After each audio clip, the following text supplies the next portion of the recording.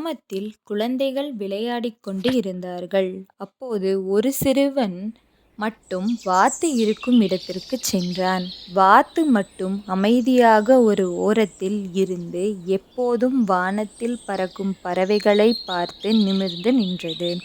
ஆனால் சிறுவன் எப்போதும் வாத்து செய்யக்கூடிய நல்லவற்றைப் பாராட்டித் தூண்டிக் கொண்டே இருந்தான். அதனால் வாத்தின் இதயம் நம்பிக்கையால் நிரம்பி இருந்தது. ஒரு நாள் காட்டுக்குள் ஒரு பெரிய குழப்பம் தொடங்கியது.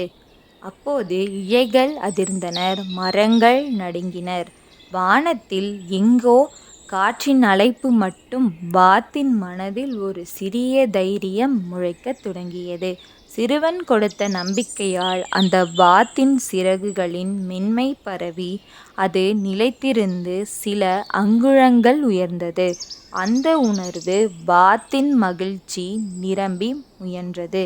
இன்று உயரமாக வானத்தை நோக்கிப் பறக்கத் தொடங்கியது. அந்த நிமிடம் காற்று மென்மையாக சூரிய ஒளியால் வரவேற்று அதைப் பாராட்டுவது போல காடு முழுவதும் ஒலித்தது. வாத்து முதன்முறையாகப் பறந்த பயணம் சிறுவனின் நம்பிக்கையையும் தைரியத்தையும் இணைத்துச் செய்த ஒரு அதிசயம். பாடம்: உன்னை நம்பும் ஒருவரின் அன்பும் நம்பிக்கையும் இருந்தால் நாம் முடியாது என்று நினைத்த பல விஷயங்களையும் சாதிக்க முடியும்.